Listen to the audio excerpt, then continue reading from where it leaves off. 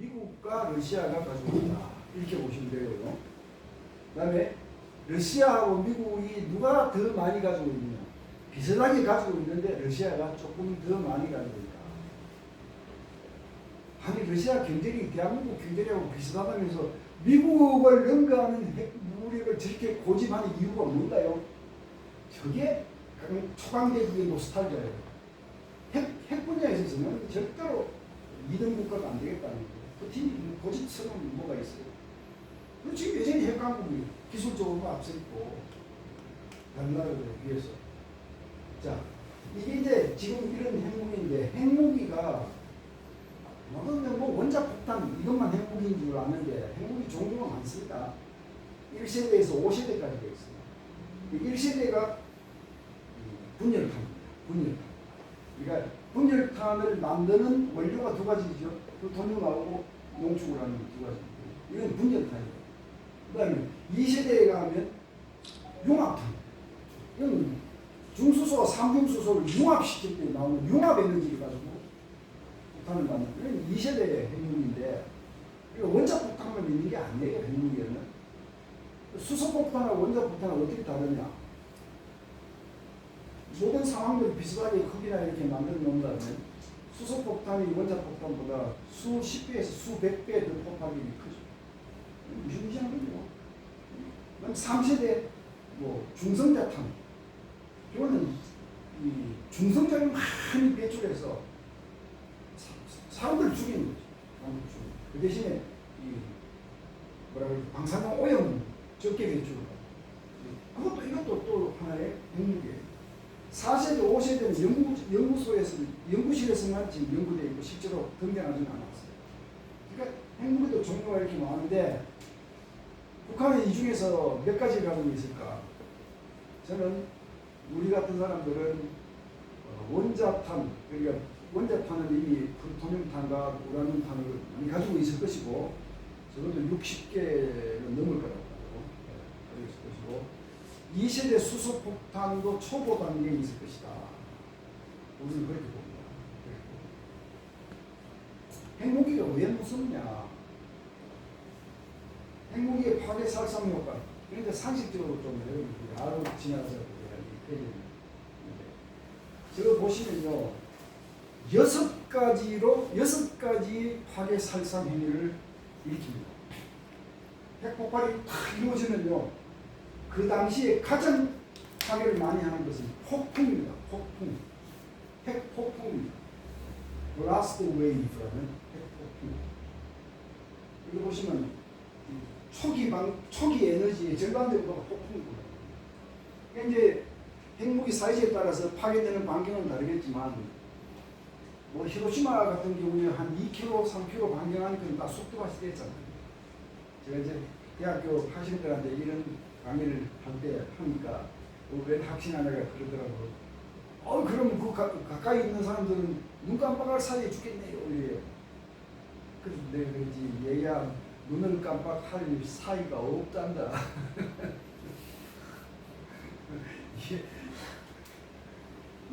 이게 지금 수십만 분의 1초 사이에 벌어지는 일인데 네가 거기서 눈을 깜빡거린다는 그런 사치스러운 얘기를 하면 되겠느냐. 그러니까 알겠습니다. 열파, 킥웨이브 그냥 다 태워버리죠. 이게 또 웬 학생이 이러더라고요. 그럼 그 가까이 있는 사람들은 수땡이가 돼서 죽겠네요. 얘야 수땡이를 남기지 못한다. 수땡이가 어떻게 남아 가까이 있는 사람들이. 방사선파, 감마선, 전자자기파. 진짜 사람들이 지금까지 잘 보고 있었거든요.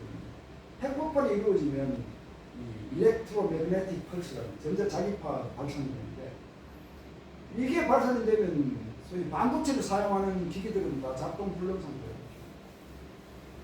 뭐 전자자기파 핵폭발을 방사능 오염을 많이 일으키고 사람들이 많이 죽이겠다고 하는 목적으로 핵을 사용한다면 땅에 떨어져서 땅하고 부딪히면서 터지게 만들 것이고 EMP 발산을 목적으로 핵을 쓰겠다고 그러면 고공 20km 높은 데서 터뜨리겠죠. 그럼 발산되는 범위가 확 넓죠. 저거 터지면요. 여러분 가지고 있는 휴대폰, 냉장고, 자동차, 전화기 다 먹통이에요. 컴퓨터 다 먹통이고 인공위성도 다 먹통이에요. 그 영양분 아니면 다 먹통이에요. 그래서 보통 무기가 아니죠. 낙진 떨어지고 나중에 원자 빼고 저런 무기를 북한이 수십 개를 만들어서 대한민국을 위협하고 있다 보시면 되고, 북한 핵무력을 한번 잠시 살펴볼게요. 북한이 뭐 언제 어떻게 만들고 했는지 이걸 다 생략하고 이제 끝머리 부분만 보면 김일성하고 김정일이 미사일 발사를 한 것은 도합 30회 정도밖에 안 됩니다. 근데 김정은이 2012년에 집권하고 지금 10년 동안 쏜 게 177회. 여기 오늘까지 또 요 상황입니다. 금년에 쏜 것만 40회에 96발. 이게 뭐 완전히 광란이죠, 광란. 북한이 이렇게 많은 미사일을 자주 쏜다는 것은 여러 가지 목적이 있지만, 테크니컬리 스피킹, 테크놀로지컬리 스피킹, 기술적으로는 그만큼 다양한 핵 투발 수단들을 개발하고 있다는 것입니다. 물론 뭐 정치적 목적도 있고, 뭐 미국 겁주고 대한민국 겁주는 것도 있고 여러 가지가 있지만 기술적으로는 그런 의미를 가지고 있습니다. 그다음에 핵무기를 가지고 있는데, 핵무기라고 하는 것은 이 투발 수단에 실려 있을 때가 무기거든요. 그냥 폭탄만 넣어 달라고 만들면 이거는 핵탄입니다. 핵탄. 핵탄은 핵무기는 아닙니다. 그러면 핵탄을 만드는데 이걸 무기로 사용하려면 이걸 이렇게 던지든지 투발해야 될 거 아니에요. 그럼 사람이 가지고 다니다가 이렇게 수류탄들을 던집니까? 그거 아니잖아요. 미사일에 실어서 보내거나 비행기나 잠수함에 실어서 발사하거나 뭐 이제 투발 수단들. 그 미사일이 가장 대표적인 핵 투발 수단이죠.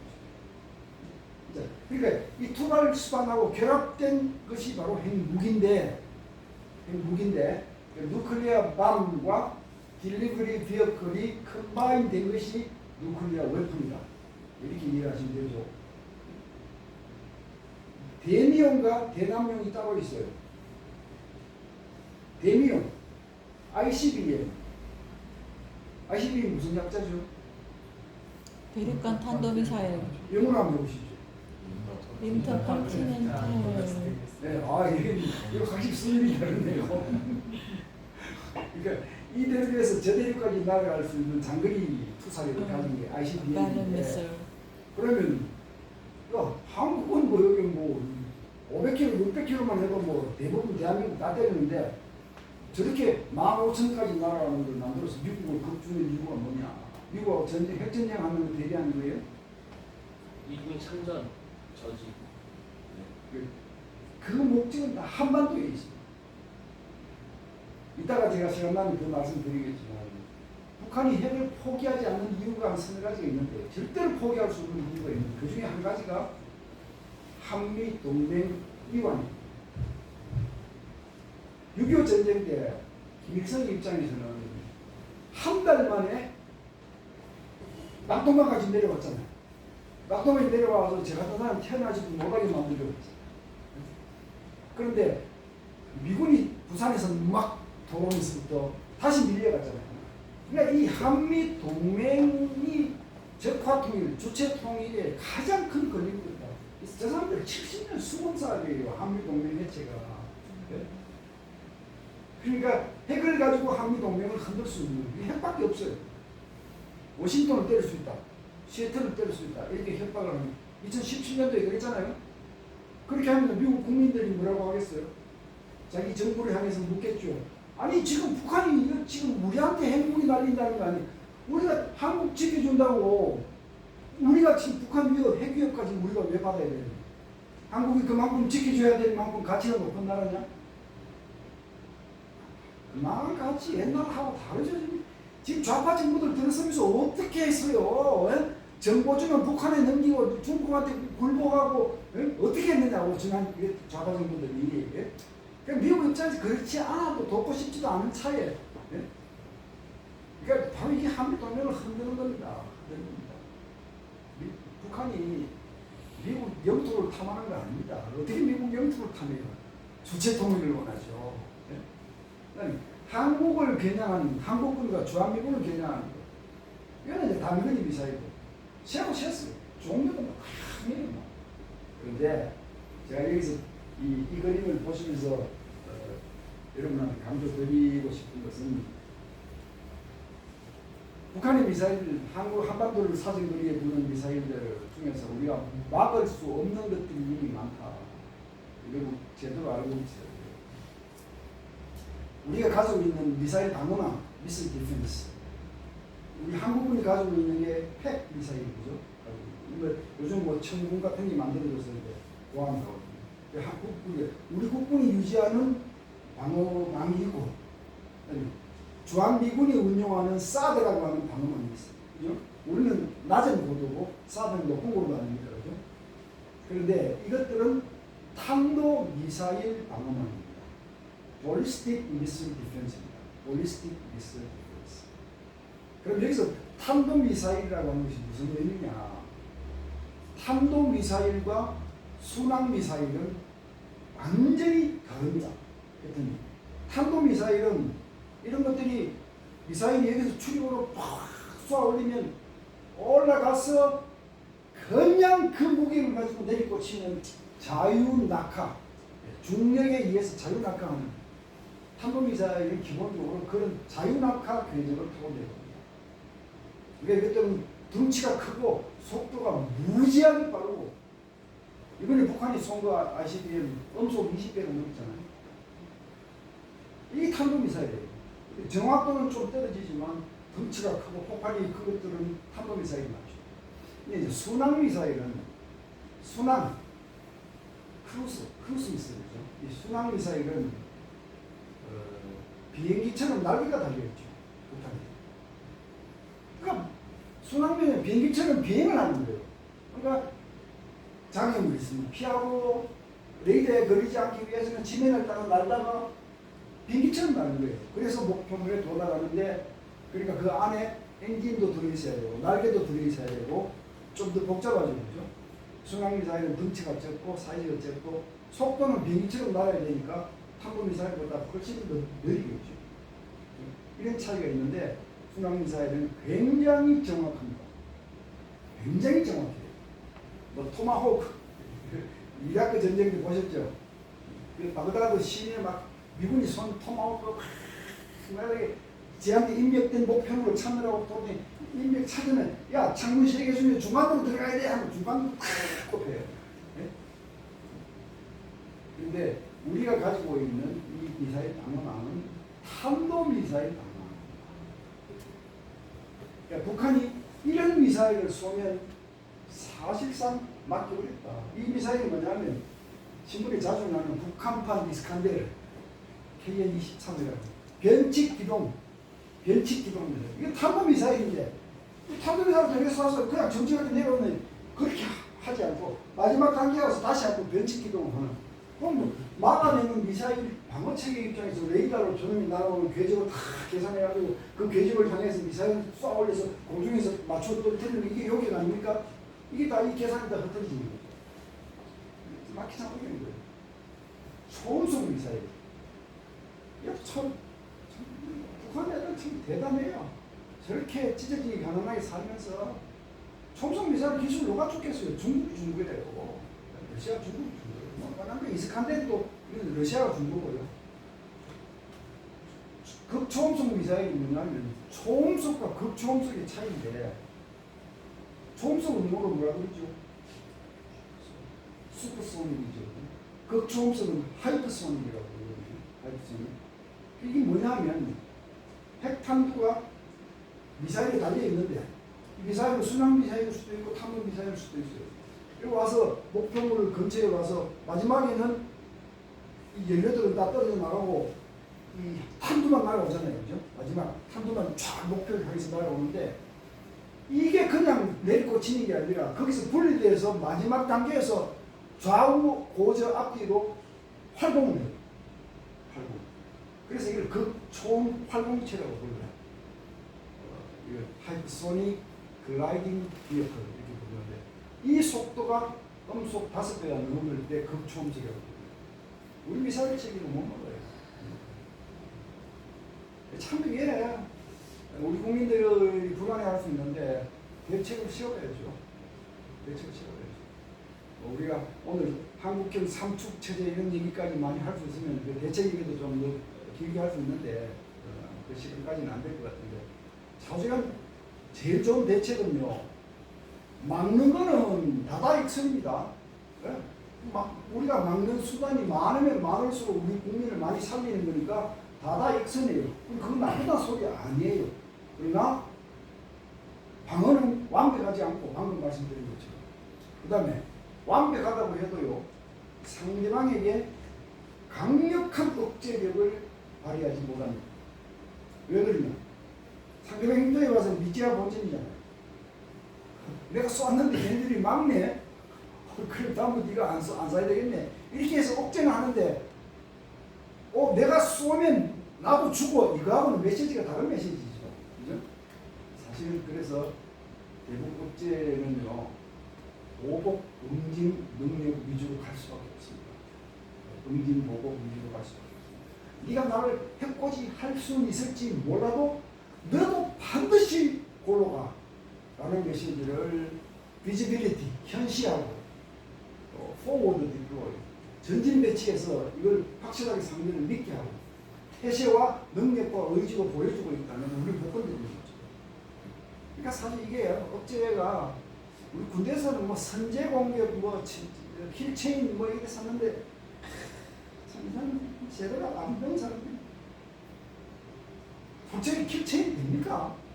선제 공격 돼요? 왜 제가 선제 공격에 대해서 고개를 짤짤 흔드는지 아십니까? 북한이 핵미사일을 발사하려고 하면 우리가 그걸 직무를 파악해서 발사되기 전에 먼저 때리겠다. 이게 킬체인 아닙니까? 그죠? 우리 군에서 자꾸 그래서 샀는데 우리 대통령도 선거 때 그 얘기를 하시더라고요. 근데 내가 얼마나 알고 그 얘기를 하셨는지 잘 모르겠는데 북한의 핵미사일 동태를 샅샅이 다 파악하려면요. 우리 정찰 위성 몇 개 있어야 돼요.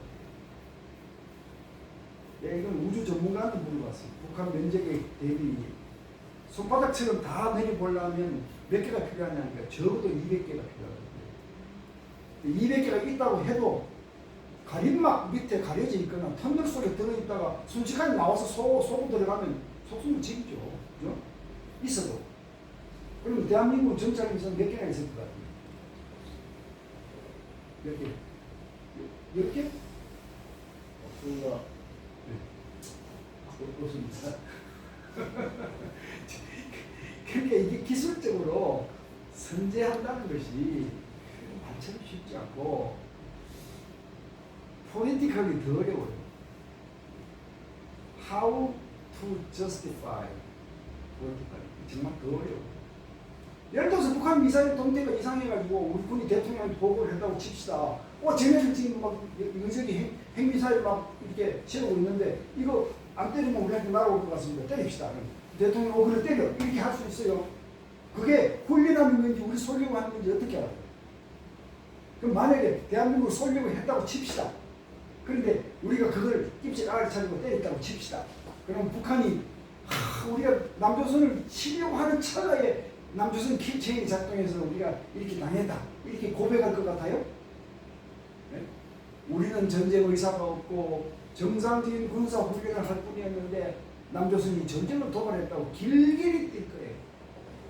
이게 참 그러니까 킬체인이라고 하는 선제, 방어 이런 것들이 다 필요하지만 한계성이 너무나 많아다. 우리 북한을 이렇게 잡아채는 걸 관리하는 것은 보복 응징 보복 중심으로 갈 수밖에 없어요. 제 지론입니다.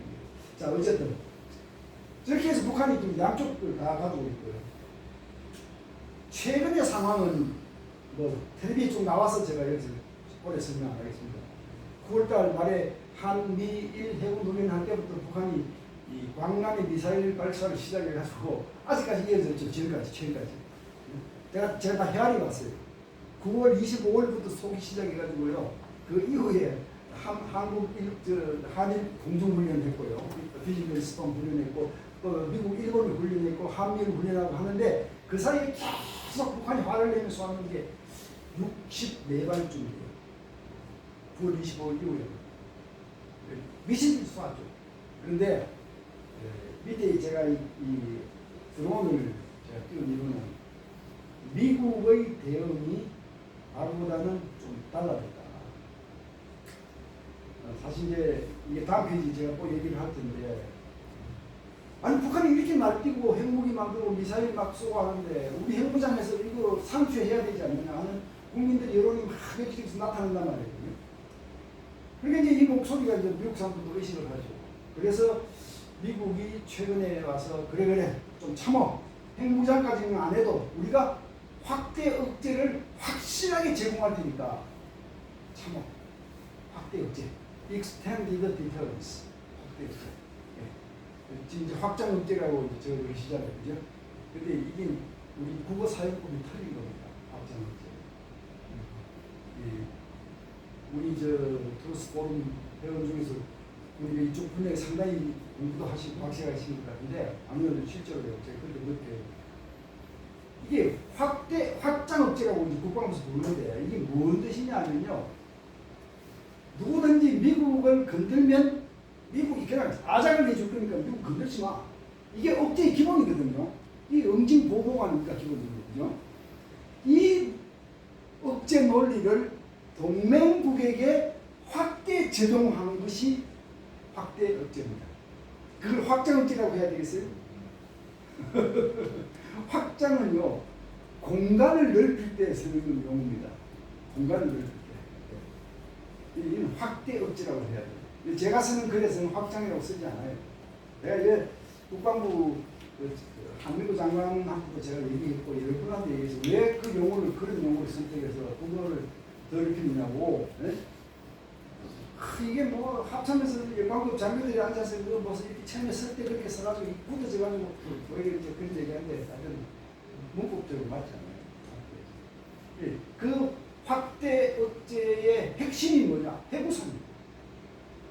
해구선. 북한이 한국한테 핵공격을 하면 미국이 막 그냥 죽음의 맥주 날리고 뭐 B2 스피릿 띄우고 막 그냥 군함도 오고 막 그냥 북한을 아작내는 여기에는 재군사력도 있지만 핵도 쓴다. 핵을 가지고 보호한다. 이게 핵우산 아닙니까? 예, 확대 억제의 핵심은 핵우산이다. 이렇게 이해하시면 돼요. 최근에 와서 미국이 굉장히 표현을 높였습니다. 북한이 핵을 쓰면 그 길로 김정은 정권은 종말이다. 그런 얘기가 지금 막 나오고 있어요. 그런데 한국을 안심시키는 얘기라서 저는 기분이 좋은데 양해는 안 쳐요. 솔직하게 그 가지고는 안 된다고 저는 생각하는데 미국이 취하는 조치 중에 이제 이런 것들이 있어요. 침묵의 암살자, 하늘의 저승사자. MQ-9 리퍼라는 저 무인기는요. 무인기인데 덩치가 유인 전투기만큼 커요. 사람만 안 탔다 뿐이지. 그 안에 정찰할 수 있는 장비에서 정찰을 하고. 그다음에 항속거리가 얼마나 길어요. 한 6,000km, 5,000 몇백 킬로까지 공격도 하고. 그런데 가장 악명 높은 것이 바로 요인 암살입니다. 저 안에 실린 미사일 중에서 헬파이어라는 걸 들어보셨어요? 헬파이어 미사일이 요인 암살용인데 탱크도 때리고 요인도 때리는 건데 이스라엘 저 사람이 수레이만이라는 이란 혁명수비대의 사령관이에요. 혁명수비대의 정예부대의 사령관인데 이 친구가 바그다드 공항에서 내려서 2년 전이에요. 바그다드 공항에서 내려서 차를 타고 자기 인형과 더불어 그 차를 타고 공항 도로를 달리는데 하늘에서 갑자기 헬파이어 미사일이 날아와서 딱 술레이마니가 탄 그 자리를 때려서 그 자리 현장에 적살했죠. 이걸 미국이 지금 북한한테 이런 거 일본에 이번에 이걸 부대 창설을 했어요. 이 무인기를 8대 가져와서 부대 창설하고 이거 한국에 가져와가지고 한국에서 훈련도 하고 또 한국의 주한미군은 이거보다 조금 작은 이 MQ 시리즈의 MQ1이라고 하는 무인기를 또 운용하고 있어요. 그것도 무인 암살기예요. 그러니까 미국이 지금 북한한테 과거에 비해서는 꽤 강력한 메시지를 보내봅니다. 그나마 이건 정권이 그나마 바뀌어서 가는 참 이게 정치적으로 민감한 문제인데 이재명이가 대통령이 돼서는 아마 지금 판이 어떻게 흘러갔을지 잘 모르겠어요. 자, 이게 지금 북한 핵무력의 시상입니다. 잃어버린 30년. 시간에 구애되지 마시고 편하게 하시죠. 네, 그래서 시간 괜찮다니까 제가 이제 주관에 안 하려고 했던 얘기도 하게 되고 그런데 여기 있는 잘생긴 이 남자가 제 좀 젊을 때 모습입니다. 저는 1991년부터 한국 국방연구원에 근무했는데 이제는 제가 대우에도 다녔고 금성사의 부장도 됐어요. 그러니까 직장 생활로 잘 나갔어요. 제가 뭐 최연소 부장이었죠. 33세 금성사 부장한다고. 근데 자세한 그랬던 김태우가 왜 지금 핵 전문가, 안보 전문가가 됐는가 이게 참 스토리가 참 긴데 나중에 시간 있을 때 제가 해드리고 좀 말씀해 주십시오. 제가 젊을 때 그 외대 통역대학원 1기 졸업생인데 동시 통역을 했어요. 국제회의 동시 통역을 했는데 그때 국제회의 동시 통역을 하면서 저하고 같이 일하는 여성 통역사들은 그냥 돈 얼마 많으냐 거기만 관심을 쓰는데 여성 또 비하했냐. 아니요. 그런데 저한테는 이 약소국이라고 하는 한이 그렇게 많이 크게 와닿더라고요. 국제회의장이 사실은 웃으면서 하는 이 전쟁 노름이나 마찬가지인데 안참 알죠? 안참. 미국 한국에 와 있는 이 상공회의소 기업들. 안참 회장이 우리 국무총리를 향해서 얘기하는 거를 제가 동시 통역을 하면서 울분을 터뜨렸고 왜 한국이 말이야 이 불공정 무역해가지고 국가에서 보조금을 들어서 무역에 우리를 불리하게 하느냐고 막 얘기하는데 점잖하게 얘기하는데 내용을 보니까 완전히 꾸지람이에요. 꾸지람. 뭐 이런 것도 들었고 제 입으로 그런 걸 하면서 통역하면서 에라이 대한민국 핵무장 시켜가지고 강대국 만드는 일을 하고 살아야지. 내가 이건 진짜 뭐 이지라고 내가 못 살겠다.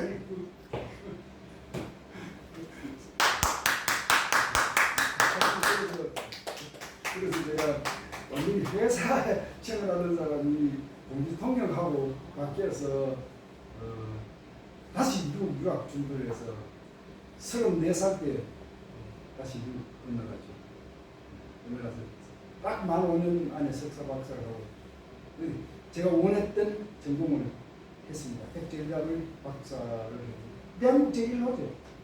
뭐 핵물리학 공학 쪽 박사는 많아요. 근데 이제 정책 전략 쪽을 전공해서 박사는 제가 대한민국 제1호인데 서울대학교 신성호 교수라고 아세요? 전화만 들어보는 거예요. 정치학과인데 나는 맞는 거 그러지. 이 핵정책학의 선구자신 김태호 박사예요.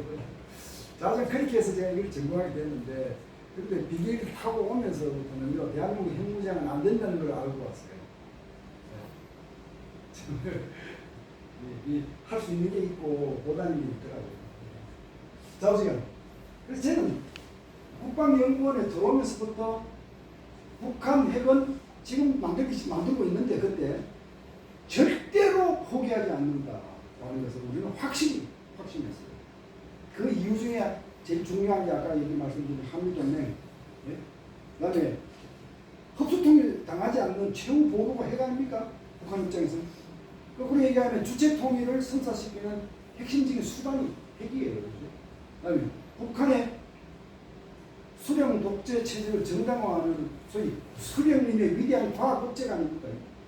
자기들의 독재 체제를 정당화하고 이 수령의 권위를 높이고 하는 선전 수단은 일부가 좋은 것이었어요.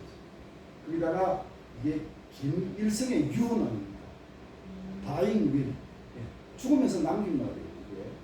이게 내가 이건 북한 절대로 포기할 수 없는. 그러니까 우리는 그걸 확신하고 있었는데 대한민국 정부는 뭐 좌파 우파 할 것 없이 전부 뭐 그냥 대통령 되어서 당선대에 들어가면 그냥 북한하고 그냥 정상회담 해가지고 그냥 인기 끌어올릴 생각만 하고 그렇지 우리가 그랬어요. 북한 핵은 반드시 안보 차원에서 대응해야 합니다. 북한이 위협이 이만큼이면 우리도 그 위협을 상쇄하는 수단을 가짐으로써 우리를 건들지 못하게 하는 안보 차원의 대응을 하고 그 다음에 북한을 달래고 얼리고 퍼주고 뭐 다 좋다 하고 싶은 대로 해라. 뭐 필요하면 뭐 북한하고 화해협력 해야 되고 다 해야 되잖아요. 내가 집권자라고 그렇게 할 거예요. 근데 북한하고 화해협력하는 거하고 우리 안보 차원에서 이 대응하는 거하고는 한 배 굴러가야 되는 두 개의 수레바퀴지 그 중에 하나만 굴러가면 안 되는 것이야. 어? 그 얘기를 30년 동안 했죠. 뭐 우리 같은 사람 말 안 들었습니다. 제가 그 국방연구원 다니다가 이런 주장을 하고 노태우 대통령이 비핵화 선언을 하려고 할 때 비핵화 선언이 농축 재채기 하지 않겠다고 하는 거예요. 남과 북이 같이 농축 재채기 하지 않기로 합의한 게 비핵화 선언 아닙니까? 근데 우리 눈에 그게 뻔히 보였어요. 북한은 지금 포기 못하는데 농축 재채기를 안 하는 걸 약속을 지켜. 이 약속 우리만 지키고 우리만 병신되는 거야. 어? 하지 마. 이게 제가 청와대를 향해서 대들다가 강제 사직을 당했죠. 제가 국방연구원을 그렇게 해서 강제 사직을 당했고 젊은 나이에 그렇게 해서 선거판에 뛰어들게 됐고 뭘 달고 내가 이걸 해야 되겠다 싶어서 난리를 쳤죠. 그러다가 다시 복직을 해서 다시 전문가로 복직해서 전면 퇴임하고 다시 이제 제자리를 찾았지만 자오늘 이 핵 문제가 저한테 파란만장한 인생을 안겼습니다. 파란만장한 인생. 자, 그런데 이 지금 대한민국 정부가 안보 대응을 하지 않고 엉뚱한 생각만 계속 하는 데는 이런 괴변들이 상당한 역할을 했어요. 전부 틀린 괴변들이 저게 막 북핵은 대미용이지 대남용은 아니다. 우리 민족에게 이런 겨누지 않는다. 걱정하지 마라. 중국도 북핵에 반대한다. 북핵도 통일되면 우리 거니까 가만히 두는 게 좋겠다. 이 상당히 매력적이죠. 북핵도 통일되면 우리 거니까 가만히 두는 게 좋겠다. 제가 이 질문을 많이 받았어요. 저는 제가 딱 두 단계로 설명을 해드리죠. 첫째, 통일해서 핵 보유국이 되는 통일은 주변 4대 강국들이 절대로 허용하지 않는다. 그런 통일은 없다. 첫째. 둘째, 그래도 핵을 가진 상태로 통일이 되는 상황이 생긴다면 그것은 자유민주주의 통일이 아니라 주체 통일이다. 북한이 우리를 죽일 수 있는 핵무기를 가지고 있고 우리는 북한을 죽일 수 있는 수단이 없는데 북한이 손들고 아유 그 대한민국 체제로 우리 체제 버리겠습니다 이렇게 온다? 웃기는 소리 좀 하지 말라. 에? 반대 통일이 된다면 반대 아닙니까? 에? 그 주체 통일에서 통일되면 여기 있는 사람들 다 우리는 다 민족 아니잖아요. 김일성 민족 아니잖아요. 에? 이런 얘기들 저는 이 정치인들이 했던 얘기들이요. 어마어마하게 국민을 선동했습니다. 김대중 대통령은 북한은 핵을 만들 의사도 능력도 없다. 걱정하지 마라. 북한 핵을 만들면 내가 책임지겠다. 윤동원 씨는 2005년 그러니까 북한이 핵실험하기 1년 전에 우리 북한 핵 가졌다 하고 얘기를 했어요. 그러니까 저건 믿지 마라. 저거는 미국하고 협상하려고 하는 협상 카드다. 그렇게 하지 마라. 국정원장이 저는 국정원장. 유시민은 미국이 동북아시아에 적국을 하나 만들어 놓아야 할 이유가 많은 나라다. 자기들이 패권을 유지하기 위해서. 바로 그 이유 때문에 오늘날 북핵이 탄생한 것이다. 이렇게 지금 얘기를 해요. 참 기가 막힌 얘기죠. 여러분 유시민이하고 유승민이하고 친척인 거 아시겠죠? 속았는 거야. 지금 속았는 거야. 그래요. 이게 핵 문제에 관해서 이렇게 속일 수 있는 것들이 많다는 거예요. 통일자는 우리가 통일한국이 강대국이 돼가지고 주변 나라한테 뜬뜬거리면서 다 그럼 젊은 사람들이 그거 듣고 야 그거 괜찮겠다. 응? 노무현, 이재정, 추미애 더불어민주당 대표하면서 그랬어요. 대한민국이 이제 박근혜 정부, 이명박 정부가 햇볕을 버리고 강풍을 택한 결과가 북핵이다. 책임을 우리한테 물어요. 이런 얘기들 때문에 30년 동안 우리는 미국 해무산에만 의존하고 우리 스스로는 아무런 대북 업체를 갖지 못하는 상태로 지내왔습니다. 이게 잃어버린 30입니다. 잃어버린 30. 북한이